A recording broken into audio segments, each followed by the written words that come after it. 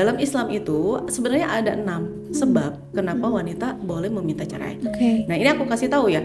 Aku hampir belum pernah nemu ustadz yang ceramah ini. Yang pertama, kondisi kalau misalnya suaminya ini tidak taat agama tapi akhlaknya baik.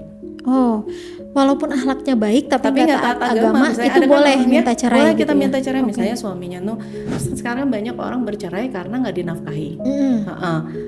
Kalau teteh suka sama kelinci, tapi teteh nggak bisa nyari duit, beli aja kelinci, tapi tiap hari kelincinya nggak dikasih makan. Mati. Baik nggak? Enggak, zolim lah sama kelincinya. Mendingan gimana? Ya mendingan kasihin ke orang. Assalamualaikum warahmatullahi wabarakatuh. Selamat datang kembali teman-teman di podcastnya Teman Teh Fitri. Hari ini Teh Fitri kedatangan teman yang luar biasa, karena menurut Teh Fitri ini adalah panutan aku ya. Ketika aku sering nanyain tentang bagaimana perempuan dalam Islam, sering banget nanya tentang agama, tentang apa sih yang boleh nggak boleh, yang biasanya Teh Fitri itu belum tahu gitu kalau secara pandangan Islamnya seperti apa gitu. Dan hari ini alhamdulillah Teh Fitri bisa hadir dan ngobrol bareng sama teman Teh Fitri ini, karena memang agak susah banget jadwalnya. Jadi kita langsung aja panggil namanya Mbak Intan. Halo Mbak Intan. Assalamualaikum Teh. Waalaikumsalam. Gimana Mbak Intan, sehat? Alhamdulillah luar biasa sehat. Masya Allah. Pertama-tama aku mau ucapin taqabbalallahu minna wa minkum ya Mbak Intan. Sama-sama. Mohon maaf lahir batin. Aku juga mohon maaf lahir batin. Semoga Allah terima amal ibadah kita. Amin ya Allah ya Rabbal alamin. Mbak Intan, hari ini aku seneng banget loh aku bisa podcast sama Mbak Intan, karena aku dari dulu udah request kan sama Mbak Intan, Mbak aku pengen banget Mbak Intan ikut podcast di Sintesa. Terus yang kedua, Mbak Intan sering-sering dong bikin vlog tentang sejarah Rasulullah, tentang sirahnya Nabi gitu, karena aku tuh setiap Mbak Intan ngevlog itu aku pasti nonton. Aduh, Masya Allah. Iya, sampai dengan seadanya gitu ya. Iya, dan sampai vlog terakhir itu Mbak Intan kemana ya? Waktu ke Jepang gitu ya. Proses pembuatan apa ya waktu itu Mbak Intan cerita gitu bahwa di sini tuh awalnya ini segala macam tuh aku merhatiin gitu, saking aku banyak banget setiap nungguin banget gitu Mbak Intan ngevlog gitu, Mbak Intan cerita tentang sejarah Rasulullah gitu. Masya Allah. Nah akhirnya aku seneng banget hari ini Mbak Intan kesini, karena aku bisa ngobrol bareng sama Mbak Intan. Alhamdulillah. Nah, Aku juga seneng nih. Alhamdulillah. Bisa ngobrol sama Teh Fitri. Iya teman-teman Sintesa, Mbak Intan ini salah satu Mbak Intan ini ketua yayasan di boarding school Al-Ajiz ya, yang ada di Cisarua. Mungkin kalau teman-teman juga lagi cari sekolah buat anaknya, itu bisa langsung datang ke sana lihat-lihat. Dan menurutku nih salah satu boarding school yang ternyata ini tuh bisnis gitu ya, ngajarin tentang anak-anak bisnis, entrepreneur dan segala macam. Dan mungkin ini yang agak masih jarang gitu di sini, dan nanti teman-teman boleh main ke situ. Nah Mbak Intan, gimana sih awalnya Mbak Intan sampai akhirnya mau untuk mengelola boarding school Al-Ajiz ini, yang menurut aku Masya Allah ya Mbak, ketika programnya, tema-temanya juga, terus visi misi Al-Ajiz yang masih aku inget ya, takwa in my heart dan word in my hand. Masya Allah.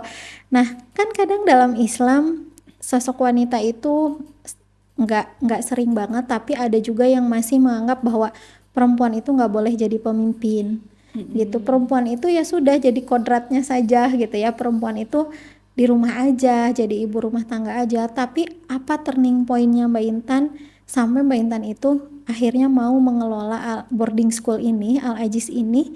Dan mungkin banyak hal yang Mbak Intan juga ragu, apakah aku bisa atau enggak gitu kan, stigmanya di masyarakat Indonesia kalau perempuan itu suka gagal lah kalau jadi pemimpin. Gimana nih Mbak Intan? Ya, Boleh cerita nggak? Ya gini Teh, jadi sebenarnya kalau dalam Islam sendiri, Islam itu tidak membatasi, tidak menghukum wanita untuk berprestasi dan juga berkontribusi ya sebesar-besarnya. Bahkan kita lihat kayak Khadijah gitu, istrinya Nabi SAW, nggak mentang-mentang udah nikah terus udah gitu langsung jadi ibu rumah tangga pure, udah gitu dia jadi nggak bisa mengembangkan bakat-bakatnya gitu ya, kontribusinya kepada umat nggak kayak gitu juga. Tetapi bahkan menjadi super terdakwah terbesar. Coba kalau Teteh bayangin, Khadijah itu seorang pengusaha yang kaya raya, yang kekayaannya itu kalau dibandingin sama seluruh pengusaha di Mekah, digabungin kekayaannya itu lebih Masih tetap kekayaan kaya. Khadijah gitu, Masya lebih kaya Allah. Khadijah, dan bahkan hampir seluruh penduduk Mekah ini punya punya hutang budi sama Khadijah. Kenapa? Oke. Gara-garanya Khadijah ini nggak cuman kaya tapi dia juga punya akhlak yang mulia dari zaman Ya, dulunya. Jadi Khadijah ini kalau misalnya ada anak, dulu kan kalau laki-laki punya anak perempuan tuh mereka malu ya, suka betul. mau dikubur hidup-hidup gitu ya. Nah ini tuh Khadijah langsung aja datengin orang tuanya, udah aku beli aja anaknya gitu. Oh, Jadi akhirnya anaknya selamat tuh, nggak jadi tuh dibunuhnya oke, gitu. oke. Atau misalnya ada budak perempuan yang terlalu disiksa gitu sama tuannya, Khadijah datang langsung bayar nih, udah buat aku Oh, aja oke, budaknya oke. gitu. Jadi budak aku aja. Jadi banyak menyelamatkan banyak orang. Ada yang minjem Betul. duit, ada yang sakit, ada yang segala macam. Hampir semua penduduk Mekah ini kalau punya kesulitan pernah ditolong sama Khadijah. Jadi mereka hutang budi. Iya, Makanya waktu Khadijah hidup nih, nggak ada yang berani tuh nyakitin banget nyakitin. Rasul Iya, gitu, Shallallahu Alaihi betul. Wasallam. Kenapa? Aku nggak enak, punya hutang budi sama Khadijah gitu. Iya. Nah, sudah Khadijah wafat itu musibah yang besar banget bagi Nabi, karena jadi orang jadi seenak-enaknya nih nyakitin Nabi. Nah, Teh, kebayang nggak kalau misalnya Khadijah ini bukan cewek yang hebat ya, nggak mungkin, walaupun dia anak orang kaya, jadi bapaknya juga pengusaha, bapaknya juga pembesar, bapaknya ningrat gitu ya. Iya, iya, iya. Tapi Khadijah ini mampu mengelola dan memperbesar kekayaannya, hartanya gitu. Tapi Oke. Khadijah juga bisa membagi waktunya. Urusan Oh, suami nggak keteteran, anak-anak nggak keteteran, usahanya jalan semua. oh, oke, oke. Jadi it's okay aja ya kalau It's okay, jalan perempuan aja. kerja gitu, Nggak jadi ada masalah, pemimpin di buktinya Khadijah perusahaan. juga gitu jadi Oh, oke, pimpinan. oke, oke. Jadi kalau misalnya ditanya pimpinan Nabi itu siapa sih? Ya Khadijah, pimpinan pertama, dan udah habis itu nggak ada lagi yang Betul. mimpin Nabi. Kalau ditanya, boleh nggak sih seorang wanita itu memimpin laki-laki, kan kalau di Al-Quran itu ar-rijalu qawwamu 'alan nisa, laki-laki itu pemimpin atas perempuan. Masa sih aku dipimpin sama perempuan? Emang pimpinannya Nabi siapa? Iya, Khadijah, Khadijah laki-laki apa perempuan? Nah, Rasul pernah nggak punya pemimpin sebelumnya selain Khadijah? Nggak pernah. Dan after Khadijah nggak ada lagi pemimpinnya Nabi. Nabi udah langsung jadi top leader gitu Iya, kan. iya. Nah itu sih, jadi menurut aku sih perempuan ini punya banyak peran. Bahkan Asia juga, bukan Asia, maaf, Aisyah. Aisyah ini adalah wanita tercerdas di zamannya. Laki-laki itu kalah sama kecerdasannya Kecerdasannya, Aisyah. betul. Jadi kata para sahabat, aku nggak bilang ulama ya, karena ulama tuh grade-nya di bawah para sahabat. sahabat, iya. Sahabat itu kan orang yang sudah dijamin surga jelas-jelas Betul. sama Allah ya. Kata sahabat Abu Bakar, Utsman, para sahabat yang lain, kita kalau mau belajar agama sudah Nabi wafat, ini kita belajarnya sama Aisyah Oke. yang paling banyak meriwayatkan hadis. Jadi dia adalah gurunya para sahabat, bukannya gurunya para ulama. Jadi kata sahabat, ini kita mau nanyain apa aja sama Aisyah, ini ada solusinya. Ini Aisyah bisa nemuin jalan keluarnya. Kebayang nggak cerdasnya Aisyah? Ini laki-laki di zaman sahabat ini mengakui, semuanya mengakui kecerdasan Aisyah, dan mereka berguru sama Aisyah. Nah, termasuk juga zaman dulu juga di Al-Quran ada pemimpin wanita juga yang disebutkannya, yaitu Ratu Balkis. Oh iya. Ya, di zaman Nabi Di zaman Sulaiman. Nabi Sulaiman. Ya. Di zaman Nabi Sulaiman. Dan ini bukan cewek biasa gitu, wanita yang sangat cerdas dan sangat pertimbangannya tuh matang. Jadi ketika Nabi Sulaiman mengirimkan surat sama Balkis dengan menyebut nama Bismillah gitu ya, Balkis sudah curiga, ini nggak mungkin orang sembarangan Betul. yang ngirimin surat, karena suratnya bisa masuk langsung ke pangkuannya dia tanpa melewati prosedur pengamanan yang Iya, tepat. betul. Kebayang nggak? Kan kalau di kita jadi kayak mission impossible gitu ya. Lewat mana itu? Lewat jendela atau lewat apa Iya, gitu? betul, Siapa betul, ngiriminnya? Tiba-tiba suratnya ada gitu ya. Padahal yang dibantu burungnya Nabi Padahal Sulaiman. dibantu burungnya, burung hudud. Jadi nggak Burung hudud, ngelewatin iya. semua pengamanan. Kebayang kan kita kalau mau ke raja kan harus lewatin pengawal, pagar dan sebagainya. Ada banyak pengamanan gitu ya yang ketat, bisa sampai ke pangkuannya Balkis gitu. Ini bukan orang biasa nih. Habis itu dia ngumpulin pembesar. Menurut kalian gimana ya pendapatnya nih tentang surat ini gitu kan? Ini dikirimin sama seorang raja Nabi Sulaiman. Gitu kata menteri-menterinya, pokoknya kita kan orang yang kuat. Kalau kamu mau nyuruh kita perang, ya udah kita bakalan perang. Kita punya keberanian, kita juga punya kekayaan. Tapi dia punya pertimbangan. Oke, kita lakukan SWOT analysis dulu kalau zaman dulu. Kita research dulu. Aku akan kirim utusan dengan membawa banyak hadiah untuk tahu seberapa besar kekuatannya Raja Sulaiman yang mau nantangin kita perang. Iya kan, berarti ini Oke. cewek cerdas dong, bukan, oh bukannya ada yang menyerang, oh ya langsung serbu, ukur dulu kekuatan lawan. Iya, Ya, betul. habis itu petakan tempatnya, terus udah gitu bikin Betul, strategi. strategi. Punya Dia punya amunisi apa aja untuk Iya punya ini amunisi gitu. apa aja, dia datang ke negaranya. Aku akan kirim Betul. utusan untuk mengirim hadiah. Jadi bawalah hadiah yang mahal-mahal, yang mewah-mewah ya. Nah dikirimlah beberapa utusan ke negaranya Nabi Sulaiman. Betul. Udah gitu mereka nggak cuma diem di situ, dia mempelajari culture, mempelajari tata letak, mempelajari segala macam sistem di sana, Ya. dan mempelajari kekuatan kerajaan Nabi Sulaiman itu kayak gimana, Oke, powernya tuh oke. kayak gimana. Kayak misalnya aku orang Indonesia mau ngelawan Amerika, Amerika tuh gimana powernya? Iya, Ukur benar. dulu punya nuklir, punya Iya, apa? dan kita Kan punya apa gitu ya? ini aku punya apa nih, bambu runcing gitu, Iya, buat betul, ngelawan betul, Amerika betul. kan gitu ya. Kalau diukur ternyata aku nggak mampu, ya udah jangan dilawan gitu. Oke, Nah oke. berarti ini punya cewek yang sangat cerdas dan punya pertimbangan yang Betul. matang sebelum dia Oke. maju, ya kan? Dia udah lakukan research analisa. Abis itu ketika dia udah sampai di sana Ratu Balkis, udah gitu ternyata si utusan-utusannya itu melihat bahwa Nabi Sulaiman itu menguasai 4 aspek. Yang pertama dia punya pasukan dari jenis manusia, dari jenis jin dan binatang. Oke. Sekarang siapa coba manusia di dunia ini yang bisa menguasai 3 itu? Jin disuruh-suruh sama dia jadi anak Ya, buahnya, di prajuritnya, binatang dan juga manusia. Nggak ada satupun betul. manusia yang punya Betul. kekuatan power sebesar itu, sebutin aja. Mau Iya. mau Trump gitu. Siapa? Donald Trump ya. Donald Trump. Donald Trump kayak siapa kayak itu kan cuman bisa menguasai manusia aja. Dia nggak punya 3 pasukan. Betul. Gak ada pasukan jinnya, Iya nggak ada pasukan binatangnya. jinnya, nggak ada binatangnya, nggak bisa beruang. Beruang serang gitu, Iya, harimau iya. serang. Betul. Nggak ada yang bisa, nggak ada satupun manusia yang mampu menandingi kekuatannya Nabi Sulaiman. Cari mati aja gitu Iya, kan. betul. Ketika terus udah gitu ketika sogokannya dikasih, itu pengen tahu mentalitas. Ah, iya. Ini mentalitasnya bisa disogok nggak ya timnya Nabi Sulaiman? Ternyata nggak bisa disogok. Iya. Kata Nabi Sulaiman, apa yang Allah kasih buat aku lebih banyak dan lebih baik dibandingin sogokan yang akan kamu berikan. Masya Bawa Allah. pulang semua sogokannya. Muncul orang mah, kita ada di kota dikasih oleh-oleh dari Kampung, Ayah iya. sampe, pisang Iya, iya, gitu ya. iya, iya. Saya mah nggak mau ini, saya mah maunya berlian Betul, gitu ya. betul, betul. Nah, mereka itu suruh balik lah. Ketika mereka balik, mereka kasih tahu Ratu Balkis ini powernya Nabi Sulaiman. Kasih research tuh kayak gimana. Dari mulai orang-orang yang nggak bisa disogok, kekayaannya yang jauh lebih besar, Lebih kekuatannya yang jauh lebih besar. Akhirnya Ratu Balkis datang kepada Nabi Sulaiman bersama dengan seluruh reng-rengannya Oke. dan berkata, aku menyerahkan diri kepada Nabi Sulaiman, aku Masya berserah diri Allah. kepada Islam. Ini wanita yang subhanallah sangat cerdas, Betul, betul. penuh pertimbangan. Penuh pertimbangan. Jadi itu pun yang jadi pertimbangannya Mbak Intan untuk mengelola Al-Ajiz ya.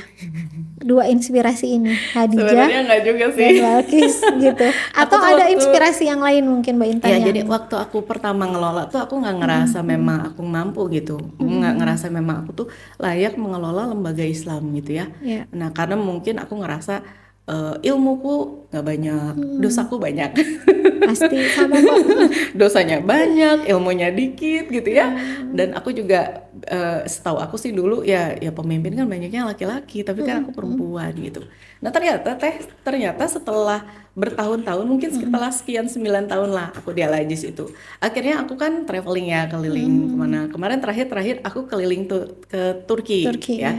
Aku ke Turki, di situ aku mendapat cerita tentang bagaimana runtuhnya kerajaan Turki Utsmani. Ternyata ini peran penggeraknya terbesar ini adalah seorang wanita, Seorang perempuan juga. seorang perempuan, masya Allah. Jadi ternyata hidupnya, bangunnya satu negara dan runtuhnya satu negara itu bahkan bukan satu negara, satu kekhalifahan. Khalifah itu kan seluruh Islam itu di bawah khalifah gitu kan. Mau negara Indonesia misalnya Islam misalnya, terus udah gitu Malaysia semua negara Islam itu kan di bawah khalifah. Nah, ini tuh ternyata behind the scene-nya tuh ada seorang wanita. Itu gimana ceritanya Mbak Intan? Jadi ceritanya gini, jadi Raja Turki Utsmani itu waktu itu kan punya permaisuri. Nah, dia masuk menaklukkan satu negara. Nah, negaranya qadarullah agamanya non muslim ya, Kristen. Nah, kemudian biasalah anaknya tuh dinikahin sama raja. Akhirnya Nasrani. Berarti si raja ini punya istri permaisuri, tetapi dia juga punya selirnya agamanya Nasrani. Nah, dia sudah mempersiapkan nih anaknya untuk menjadi sultan ya, khalifah berikutnya gitu ya, untuk menjadi raja, penggantinya dia berikutnya. Nah, ini anaknya udah dipersiapkan dengan ilmu, dengan ilmu agama ataupun ilmu duniawi yang mumpuni. udah cakep lah dia jadi raja. Bahkan masyarakat Turki sendiri ngomong gini, seandainya dia yang jadi raja, niscaya kita 20 tahun ke depan ini akan sejahtera dan bahkan Islam bisa jadi mengglobal mendunia kalau dia yang jadi raja nih.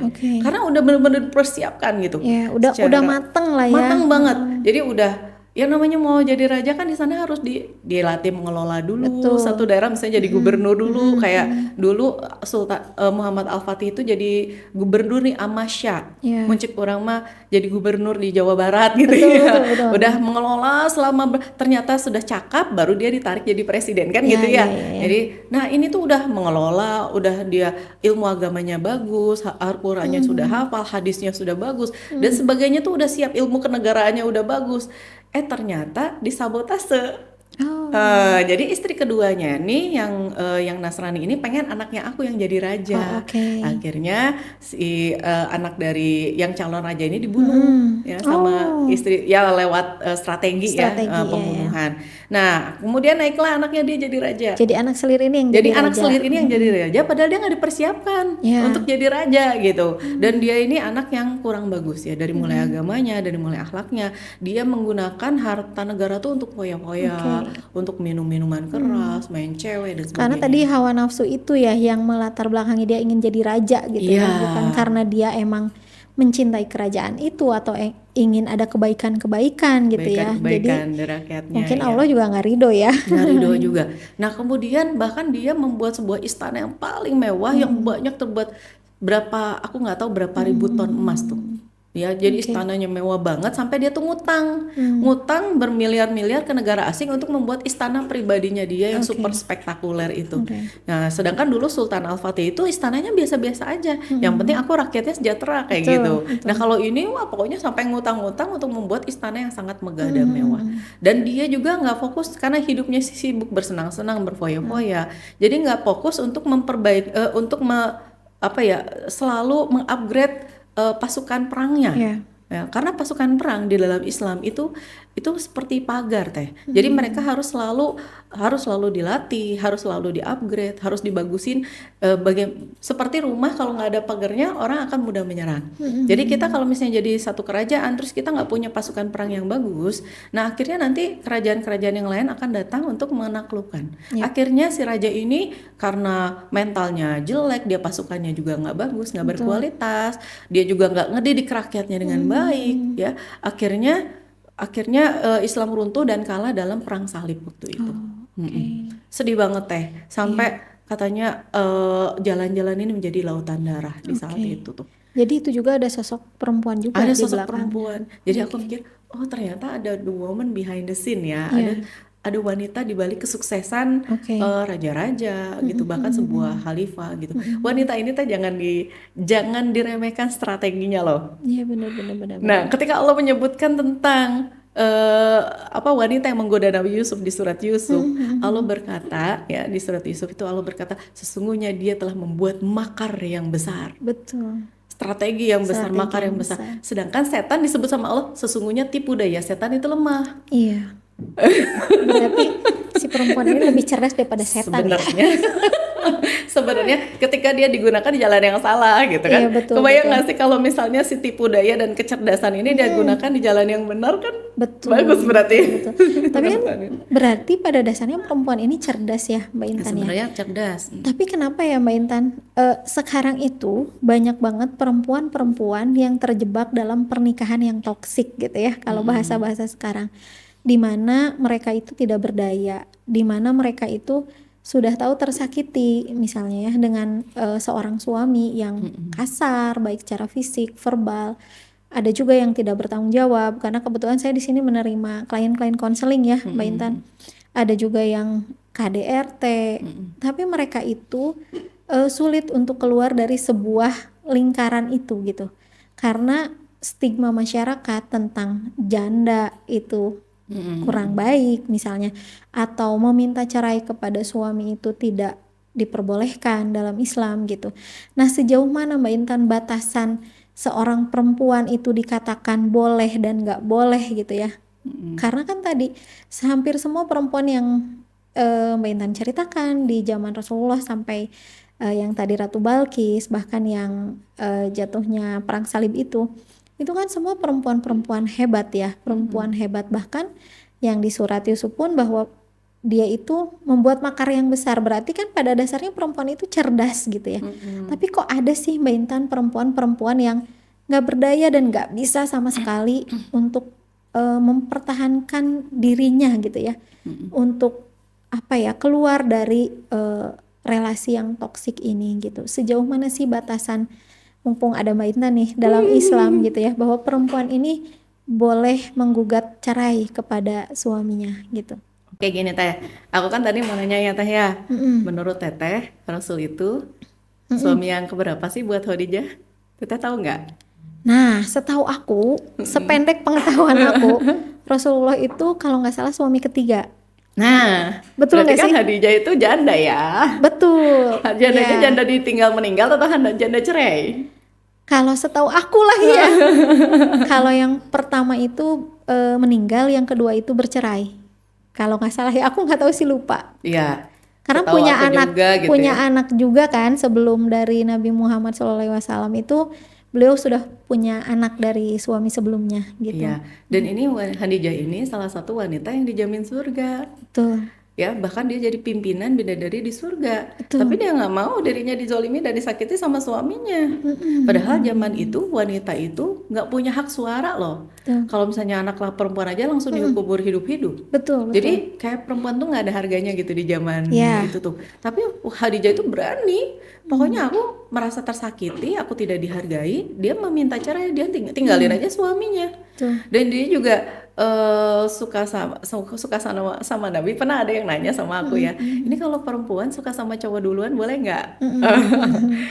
Aku mau nanya nih, Khadijah ini cewek yang cerdas banget. Betul. Ketika dia melihat ada cowok dengan akhlak kayak Rasulullah, Iya. dia researchnya tuh 1 bulan loh, buat tahu karakternya Nabi. Jadi ketika Nabi dipilih, jadi bayangin Nabi itu udah punya image positif di negaranya. Betul.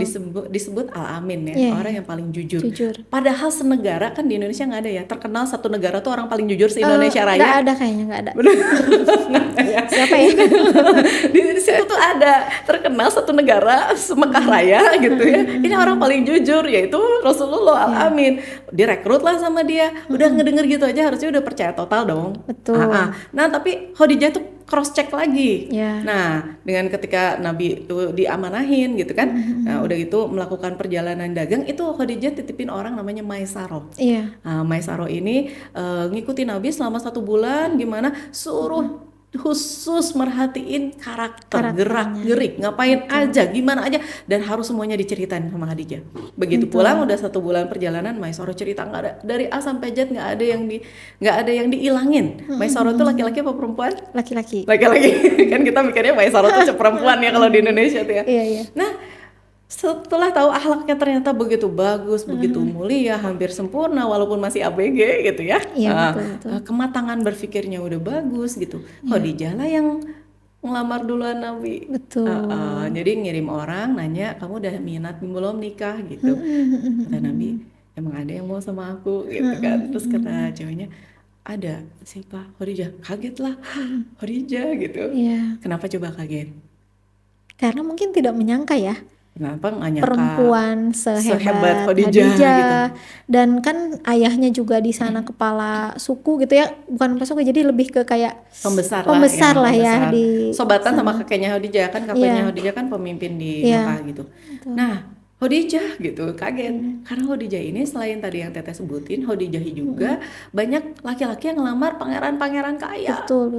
Bahkan Abu Jahal tuh pernah ngelamar Khadijah loh. Iya. Terus ditolak. Jadi Khadijah sakit hati. Iya. Masa gue ditolak, Muhammad diterima Iya, gitu kan. Jadi benar, ngerasa benar. aku kalah nih Iya. sama Khadijah Oke. gitu. Nah, apakah wanita yang janda ini hina? Ya enggak juga, buktinya masuk surga. Hina sama enggak kan ditentukan masuk surga apa enggak gitu ya. Jadi kalau kita merasa memang kita dihinakan ya kita nggak boleh juga kita nerima Oke. gitu. Dan Kalau nggak boleh takut dengan stigma janda itu ya. Nah, itu masalahnya di Indonesia tuh ada doktrin. Kalau misalnya janda itu takut nanti ke depannya tuh jelek, negatif. Betul. Katanya kalau misalnya jadi janda, tiba-tiba ibu-ibu jadi merasa insecure Merasa gitu ya. insecure.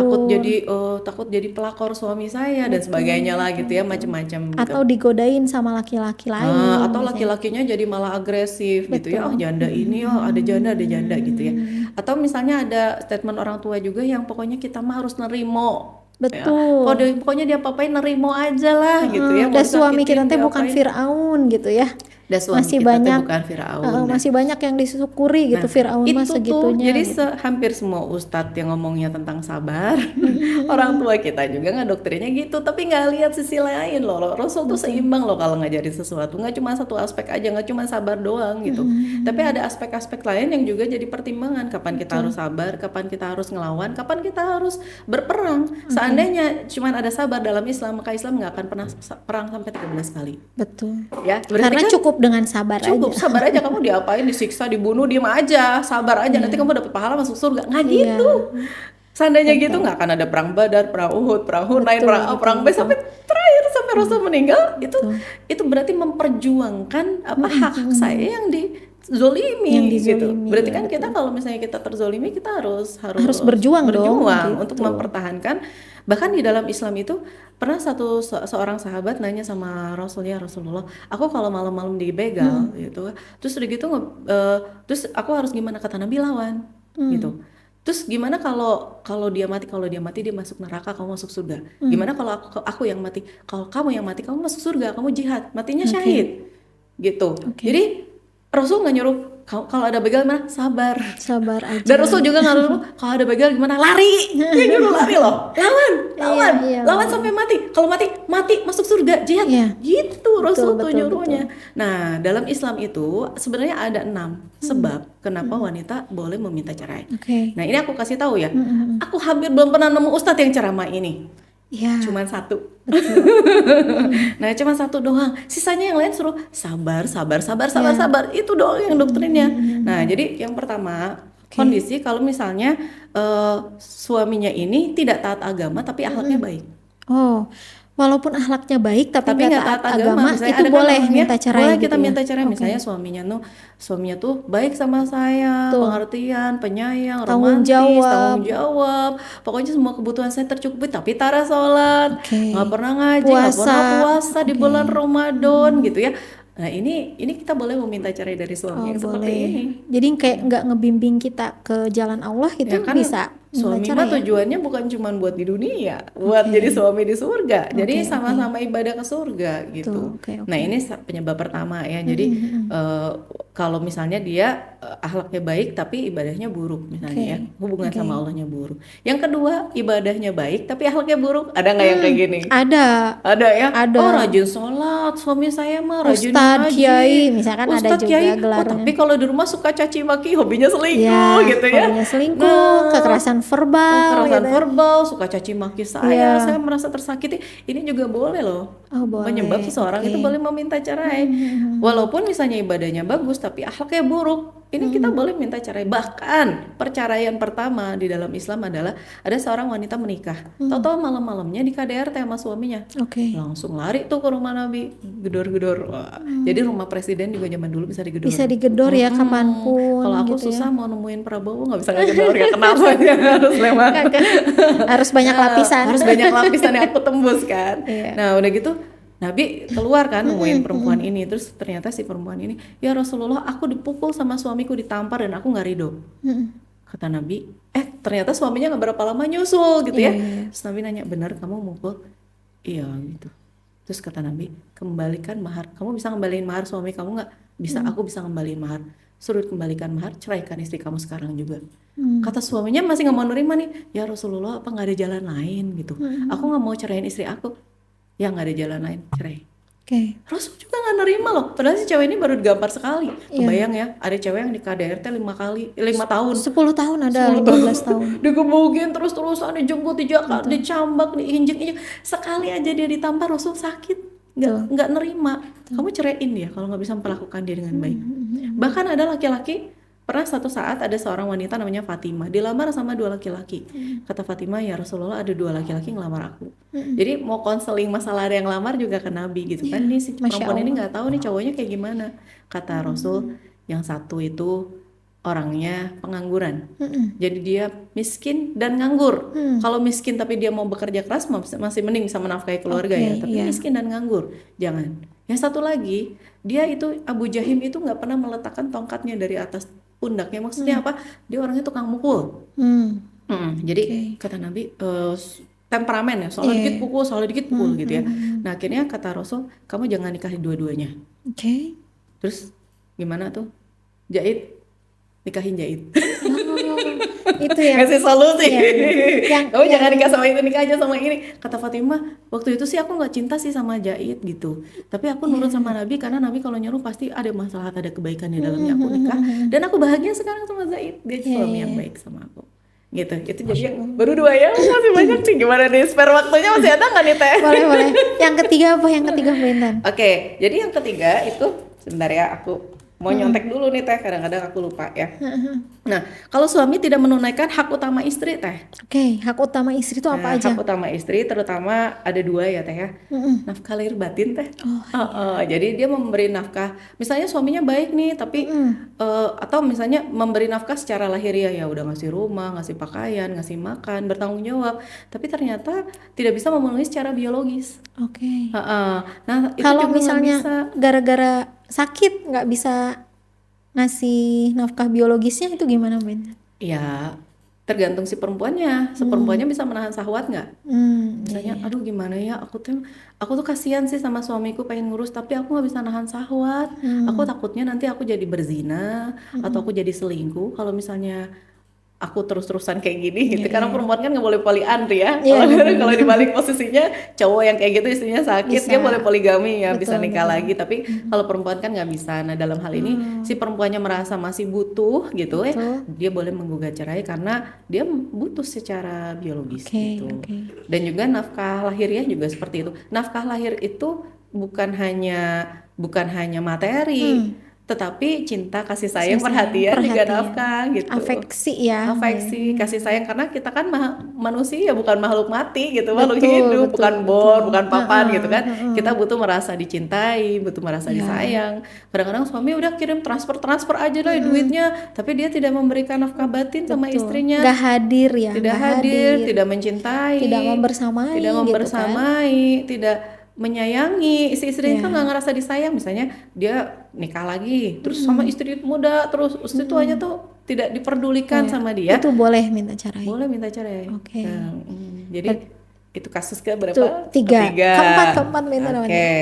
Nah kasus Seru yang nih. keempat, kalau suaminya tadi ya tidak bisa memenuhi hak biologis istri tadi kan, kalau kebutuhan itu juga nggak bisa ya, nafkah lahir nggak bisa juga. Misalnya cowoknya baik banget sih tapi dia nggak bisa menafkahi saya, makanya termasuk salah satu syarat menikah itu adalah mapan secara finansial. Betul. Ya. Ya, bukan berarti dia harus sudah punya rumah, harus punya gaji tetap, tapi dia mau bekerja yang bisa menafkahi istrinya gitu. Oke. Coba Teteh, menurut Teteh ya, sekarang banyak orang bercerai karena nggak dinafkahi.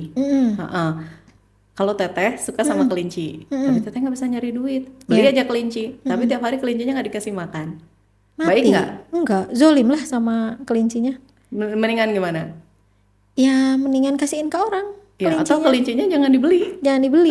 Jangan dibeli. Kalau tahu gitu ya kita Kalau nggak tahu akan kita bisa. nggak bisa ngasih makan. Nah, si laki-laki juga sebenarnya kayak gitu. Sebenarnya ketika dia menikah itu dia punya kewajiban ngasih, walaupun si istrinya mandiri ya, misalnya bisa nyari uang sendiri, tetap makanan pokoknya itu harus laki-laki yang ngasih. Jadi ada 3 kewajiban yang paling pokok: makan, tempat tinggal, dan pakaian. Nah, tapi kalau cowoknya punya sesuai dengan kemampuan laki-lakinya, mau tempat tinggalnya mau tinggal di rumah mertua, mau tinggal di kosan Mau gitu ya, ngontrak mau gitu ya. ngontrak, Nggak harus terserah. dibeliin rumah Nggak harus kan? dibeliin rumah, yang penting tempat tinggal gitu. Takutnya nanti yang mau nikah tuh nih teman-teman Jadi bilang, gentar. oh iya kamu harus punya rumah dulu nih. Iya, Gitu. nah kayak gitu. Tapi si laki-lakinya bukan harus punya pekerjaan tetap, tapi harus tetap bekerja. Tetap paham ya? bekerja, iya. Misalnya aku sekarang dipecat nih, aku udah nggak kerja lagi. Iya. Ya udah, tapi mau ngegojek kayak mau jadi tukang sampah terserah. Yang penting Iya. kerjaan yang halal. Tapi laki-laki ini harus nggak gengsian, harus mau menafkahi untuk anak istrinya aku gitu. Tadi ya memberi nafkah. Terus udah gitu memberi nafkah batin ya, hak biologis. Tadi Yang kelima sekarang. yang kelima ya, nah kalau istri khawatir tidak bisa memenuhi kewajiban sebagai istri, ya misalnya gini, aduh gimana ya, aku tuh udah tua, kayaknya aku udah nggak punya lagi keinginan untuk melakukan hubungan biologis misalnya. Nah, kemudian akhirnya istrinya minta cerai, itu juga diperbolehkan gitu. Atau misalnya gini, di sisi lain aku punya 2 orang tua yang sakit nih, aku harus ngurus orang tuaku, di sisi lain aku harus ngurus suami. Gimana ya? Ya udahlah, aku boleh nggak aku pilih ngurus orang tua gitu, karena nggak ada lagi yang ngurusin selain aku anak perempuan satu-satunya gitu. Tapi aku kalau nikah aku jadi nggak bisa ngurus suami. Ya Udah mentok aja, nggak Udah bisa ibunya juga dibawa, nggak nggak bisa. bisa gitu ya. Nah, ini boleh seorang wanita minta cerai. Atau bahkan ada ya, teh tahu nggak kalau Rasul tuh pernah 2 kali ditolak sama cewek. Enggak. Makanya Siapa yang cowok-cowok berani menolak Rasulullah? makanya cowok-cowok yang ditolak cewek jangan baper ya. Rasulullah aja pernah ditolak. Rasulullah aja pernah ditolak, Tuh, laki-laki Dit, dengerin, sempurna gitu ya. Nah, apalagi kita ditolaknya biasa aja kali ya. Rasul pernah 2 tolak. Nah, cewek yang nolaknya namanya Ummu Hani, anaknya Abu Thalib. Jadi Rasul waktu sebelum nikah ngelamar dulu Ummu Hani gitu. Ternyata ditolak sama Abu Thalib, katanya Ummu Hani ini udah aku janji, udah mau aku jodohin sama Fulan gitu. Tapi aku udah terlanjur janji, aku nggak bisa ngasih Ummu Hani buat kamu gitu ya. Oke, akhirnya Rasul ikhlas gitu ya, udahlah gitu. Nah, udah gitu Ummu Hani nikah nih ya, punya anak 9 dan suaminya juga masuk Islam, jadi orang yang taat. Nah, satu hari sudah Rasul jadi nabi, udah jadi presiden, udah jadi kepala negara dan sebagainya, suaminya Ummu Hani ini meninggal dalam jihad, anaknya 9. Lamar untuk yang kedua kalinya. Ditolak lagi. Ditolak lagi. Apa kata Ummu Hani? Ya Rasulullah, aku tuh nolak bukannya aku nggak cinta loh. Aku cinta banget. Aku mencintaimu melebihi cintaku pada kedua mataku. Tapi gimana ya, aku punya anak 9. Aku nggak bisa ninggalin. Kalau aku nerima lamaran, nanti aku jadi nggak bisa ngurus anak-anakku 9, masih kecil-kecil. Jadi mohon maaf, aku tolak untuk yang kedua kalinya. Masya Allah. Jadi ini menolak karena keadaan gitu. Karena memang aku ada sesuatu yang penting yang harus aku urus, yang nggak bisa aku tinggalin gitu. Tuh, kalau nanti takutnya menikah mungkin dia zolim ya. Jadi anak-anaknya nggak keurus, Nggak keurus, gitu iya. ya, Ada yang dizolimi lah, salah satu gitu, iya, ada yang nggak keurus gitu. Jadi akhirnya ya udahlah, aku jadi single parent gitu. Anak-anaknya aku butuh aku semuanya. Itu yang ke-5. Yang ke-6 nih, Mbak Intan. Nah, yang ke-6 kalau istri nggak suka sama pasangannya. Nggak suka tuh gimana maksudnya? Nah, pernah ya ada kasus ya, sehingga dia nggak ikhlas melayani suami. Misalnya aku nggak cinta sama dia, Tapi dipaksa nikah gitu. dipaksa nikah sama orang tuanya, kayak Datuk Maringgi sama Siti Sama Siti Nurbaya. Nurbaya. Aduh, tapi aku kok mau hubungan biologis geuleuh gitu sama suaminya. Nah, aku nggak suka tuh, aku nggak pakai hati. Bayangin ya, kita harus menyerahkan diri, harus melayani dengan sepenuh hati, tapi kita nggak cinta, tapi kita nggak ridho sama dia, gimana coba? Kan susah. Jadi ini juga termasuk salah satu hal yang memperbolehkan istri minta cerai kepada suaminya, dan pernah dijadi di zaman Rasulullah. Namanya tuh istrinya Sabit bin Qais. Kata istrinya Sabit, ya Rasulullah, aku boleh nggak minta cerai sama suamiku? Emang kenapa suami kamu? Suamiku tuh baik banget agamanya, baik banget akhlaknya, tapi aku nggak suka sama dia. Jadi karena aku nggak suka sama dia, aku jadi nggak bisa berkhidmat sebaik-baiknya. Jadi di pernikahannya tuh jadi nggak ada ibadahnya ya, kalau misalnya kita menjalaninya itu nggak ada feel-nya gitu ya, dengan setengah hati, nggak lillah gitu ya.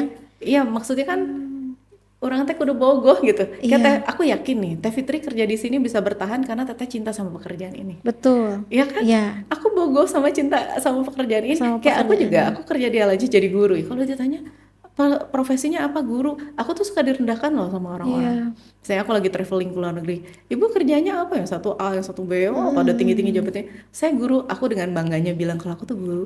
Mereka tuh cuman guru gitu ya mikirnya ya. Tapi aku bangga jadi guru dan aku bahagia jadi guru. Itu kan aku bisa bertahan karena aku cinta. Betul. Cinta sama pekerjaan ini gitu. Nah, ini juga suami juga begitu juga gitu. Memang kita menjalaninya harus ikhlas dan kita juga cinta. Dan ada juga 2 orang soleh yang Zainab sama Zaid. Tahu kan? Itu bercerai, emang dua-duanya nggak soleh. Emang akhlaknya nggak baik? Baik. Dua-duanya baik. Zaid itu kan yang ini anak angkatnya Rasulullah. Iya, Zaid bin Harisah, anak angkatnya Nabi, nikah sama Zainab. Nah udah gitu, satu saat karena mereka ngerasa nggak cocok, kita karena nggak merasa saling mencintai dan sebagainya, akhirnya mereka bercerai. Udah gitu sama Allah suruh nikah Nabi sama Zaid gitu. sama Zainab ya. Zainab. Nabi nikah sama Zainab. Iya. Sampai Zainab bilang, yang nikahin aku sama Rasul tuh Allah langsung. Iya. Soalnya Allah mau, zaman dulu tuh nggak boleh nikah sama anak angkat ya, Iya. mantan istrinya anak angkat, itu nggak boleh, kayak diharamin gitu. Oh iya, Jadi iya. Allah pengen memutus pola pikir yang Pola seperti pikir itu tuh salah Iya, iya, gitu. iya. Oke. Nah jadi itu juga boleh. Jadi Oke. ternyata sereceh itu juga boleh gitu. Jadi ada 6 ya. Boleh, ada 6 ya. Ha-ha. Berarti ada 6 alasan perempuan itu boleh meminta cerai kepada suaminya. Ya makanya kita Apalagi nggak boleh alasan yang maksa. pertama ya Mbak Intan, Iya. yang tadi tuh suaminya nggak ngajak kita ke jalan Allah, nggak tidak juga taat sama Allah sama Rasul gitu ya. Walaupun sebaik apapun kita tetap boleh meminta untuk berpisah gitu ya Iya dengan boleh. dengan suami kita gitu. Nuh teman-teman boleh banget kok, nggak apa-apa. Buat teman-teman yang sekarang masih galau, mungkin yang konseling ke saya Mbak Intan, apakah saya nanti dosa gitu, padahal suami saya memberikan saya nafkah yang banyak, yang luar biasa, tapi saya tidak pernah diperlakukan dengan baik, bahkan sering di KDRT gitu ya. Ternyata boleh kok, nggak apa-apa gitu. Takutnya perempuan-perempuan ini suka bilang gini Mbak Intan, teh apakah aku mengkufuri nikmat yang Allah kasih? Ketika banyak laki-laki di luar sana yang tidak memberi nafkah, adabnya juga nggak baik, apakah aku boleh menormalisasi itu gitu? Dia ngasih nafkah tapi adabnya nggak baik, dibanding laki-laki di luar sana yang adabnya nggak baik, nggak ngasih nafkah juga tapi mereka bertahan gitu. Nah itu gimana Mbak Intan kalau dalam Islam? Itu sama dengan dosa yang kita toleransi ya. Sok suami saya mah cuma nggak sholat, orang lain mah nggak sholat dan nggak puasa, kan Betul. mending suami saya.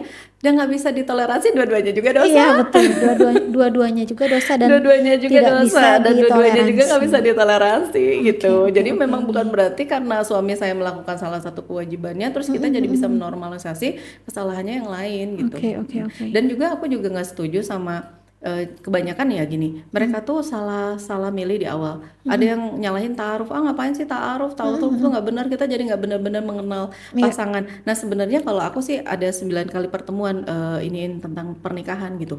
Nah sebenarnya ta'aruf tuh bukan sekedar tukar-tukaran CV loh. Betul. Kalau kita teteh ngelihat Khadijah, ini Khadijah ini sampai ngirimin satu utusan, udah survei satu negara tentang citranya Nabi, Betul. udah gitu ngirim satu utusan yang nempel selama 1 bulan, 24 jam untuk menyelidiki karakternya dia.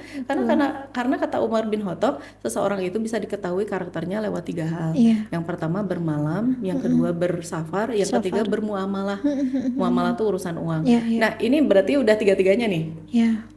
Siapa tadi Maisarah tuh udah melakukan 3-tiganya. Jadi ketika kita memilih seorang calon suami misalnya, nah ini jangan berpikir aku tukeran CV doang aja udah cukup, karena itu seperti beli kucing dalam karung. Pas kita nikah ternyata jeng ternyata aku nikah sama anaconda gitu. Mengerikan gitu. Nah sebenarnya kan banyak banget berarti. yang ta'aruf sekarang tuh hanya sebatas itu doang, tukeran CV terus langsung ke nikah tanpa mereka tuh punya strategi atau bertanya sama orang-orang terdekatnya bagaimana perilakunya, kesehariannya. Nah mungkin itu ya yang sering salahnya akhirnya tuh kayak gitu. Pas udah nikah karena ta'aruf akhirnya baru tahu bahwa dia temperamen misalnya. Nah karena nggak pakai strategi itu ya. Makanya tadi Fatimah kan sampai nanya ke Rasul gitu. Jadi tanya-tanya sama orang terdekatnya, tanya sama gurunya, sama adenya, sama kakaknya, sama temennya, sama sahabatnya. Kalau perlu sama tetangganya. Kalau dulu papaku tuh waktu ngejodohin aku sama suami, itu nanya sampai tukang parkir ditanyain. Bagaimana perilakunya suami. Iya, sampai radius 40 rumah dari dia tuh ditanyain gitu, door to door gitu. Jadi buat perempuan-perempuan juga hati-hati dalam memilih suami. Tukeran CV menurut aku sih nggak cukup ya, kita harus benar-benar mengenal karakternya. Makanya kalau zaman dulu mah udah langsung Fatimah nikahnya sama Ali. Udah tahu kan karakternya Ali, tinggal bareng gitu loh dari kecil. Terus udah gitu para sahabat misalnya Umar bin Khattab nih punya anak gitu ya, kan ayah punya kewajiban juga untuk mencarikan gitu untuk anaknya, untuk Hafsah. Ini datang ini gedor rumahnya Abu Bakar. Abu Mana Bakar. tahu Abu Bakar wataknya gimana Iya, sih? Ya iya, udah jamin surga gitu. iya. Habis datengin Abu Bakar, datengin Utsman. Ternyata Mm-mm. dua-duanya nolak. Abu Mm-mm. Bakar nolak, Utsman nolak. Sedih lah, curhatlah Mm-mm. sama Nabi, ya Rasulullah. Aku tuh datengin rumahnya Abu Bakar, menawarin anakku, Abu Bakar nolak. Datengin Utsman juga, Utsman nolak. Kata Rasul, nanti anak kamu akan nikah sama yang lebih baik daripada Mm-mm. Utsman, dan Utsman akan nikah sama yang lebih baik daripada anak kamu. Ternyata sama Rasul dilamar. Iya, Dan ternyata Utsman dinikahin sama anaknya iya, Rasul. iya, iya. Nah udah gitu kata Abu Bakar, abis itu sudah anaknya walimah, Abu Bakar datengin Umar. Kata Abu Bakar, Umar, maaf ya, dulu tuh aku tuh nggak niat nolak anaknya kamu, tapi aku tahu udah diincer tuh sama Rasul. Oh, padahal Rasul udah pernah udah tahu, cerita, udah udah pernah cerita. curhat, kayaknya aku mau ngelamar gitu, aku mau Iya, ngelamar iya, iya. Hafsah gitu. Jadi aku nggak berani gitu. Jadi bukan aku nolak anak kamu, ya maaf ya, waktu itu kamu pasti sakit hati ditolak sama aku gitu. Padahal aku Iya, tuh iya, bukan iya. nolak, tapi aku tahu Nabi udah berminat untuk menikahi anaknya kamu. Jadi aku mundur gitu. Jadi aku tolak gitu. Masya Allah ya persahabatan Tapi aku nggak mau mereka. bocor gitu, nggak mau ngebocorin dulu Pada biar rahasia langsung. amanah gitu ya. Tapi Heeh. ya udah nggak kayak persahabatan sekarang nih, ketika perempuan itu cantik ini ayo udah kita gebet aja, walaupun itu sahabat kita tuh udah ngomong gitu ya minta bahwa akan melamar itu, tapi Masya Allah ya memang nggak ada yang lebih baik akhlaknya daripada Rasulullah dan para Para sahabat, sahabatnya iya, gitu. Masya Allah. Nah Mbak Intan, terakhir nih ya, bagaimana peran sekarang kita perempuan, khususnya Mbak Intan nih, ketika Mbak Intan sekarang mengelola sebuah boarding school gitu ya, Al-Ajiz, bagaimana peran Mbak Intan di situ gitu, dan apa sih sebenarnya visi misi Mbak Intan di Al-Ajiz ini untuk khususnya nih kita para perempuan gitu ya, mungkin nanti juga ngasih tahu ke teman-teman di rumah sebenarnya harus seperti apa sih perempuan di zaman modern ini gitu. Gimana Mbak Intan? Apakah masih sama kayak yang dulu di rumah aja, dapur, sumur, kasur misalnya, atau gimana nih Mbak Intan? Mbak Intan punya pesan atau hal-hal apa khususnya untuk siswa-siswa Mbak Intan ya di Al-Aziz, untuk para orang tuanya, untuk para teman-teman Sintesa semua yang nonton podcast ini, punya pesan apa sebagai perempuan di zaman ini? Oke. Ya mungkin yang udah mungkin ke zaman jahiliyah lagi lah ini. Masya Allah. Gitu. Ya, Gimana Mbak? sebenarnya kalau untuk mengelola JIS, aku hanya berdoa sama Allah ya, minta dilayakan untuk jadi pemimpin yang adil, karena Amin. buat aku jadi pemimpin itu satu hal yang berat gitu ya. Aku sendiri kadang-kadang ngerasa, aduh aku berat ya jadi pemimpin. Pertama, aku harus jadi contoh yang baik buat anak buahnya aku. Yang kedua, aku nggak boleh salah jalan gitu. Kalau aku nyasar, pemimpin itu bisa ngebawa anak buahnya ke surga atau bisa ngebawa anak buahnya ke neraka kayak Firaun. Dan aku berharap aku jadi pemimpin yang bisa membawa anak buahku ke surga semuanya. Amin, gitu, ya insya Allah ya. Nah, Al-Ajiz ini mau aku jadikan seperti apa? Dulu waktu aku kuliahnya di Singapura teh. Nah, waktu aku kuliah di Singapura, aku merenung, aku merasa Indonesia tuh jauh lebih kaya daripada Singapura. Betul. Kita punya tambang emas, kita punya sawah, kita punya hasil alam yang melimpah ruah gitu. Dan Singapura itu negaranya kecil ya, kurang lebih segede Bandung lah ya. Iya, iya. Kurang lebih segede Bandung, dan nggak punya apa-apa. Aku nggak ada sawah di atas gedungnya, nggak ada apa-apa. Tapi aku bingung kenapa dia bisa jadi negara kelima terkaya di dunia. Iya. Padahal dia nggak punya sumber daya alam apapun gitu ya. Nah aku jadi merenung gitu, kenapa ya kok ini Singapura negara yang nggak punya apa-apa, tapi kok dia bisa jadi hebat? Kenapa Indonesia nggak bisa? Padahal kita udah punya satu winning point, kita udah punya sumber daya alam yang terbaik. Bayangin teh, ada nggak negara yang punya gunung emas?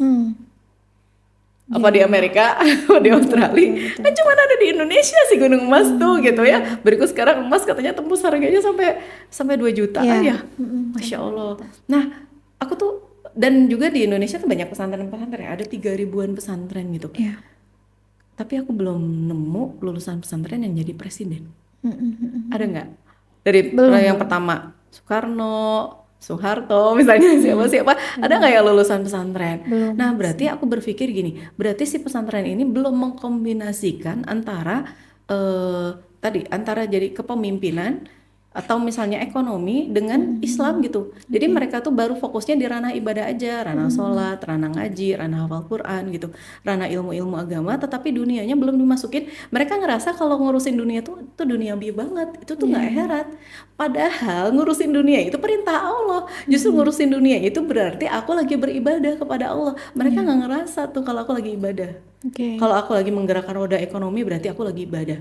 Kalau aku lagi jadi presiden berarti aku lagi ibadah. Padahal Rasul dan para sahabat semuanya nggak ada satupun mereka itu melainkan sukses secara duniawi atau agamanya juga sukses. Ya. Coba bayangin Teteh, mereka punya jiwa leadership yang luar biasa. Tidaklah Islam datang ke satu negara melainkan pasti Islam yang jadi pemimpin. Ya. Ketika Amr bin As dia masuk ke Mesir, dia jadi presiden di Mesir.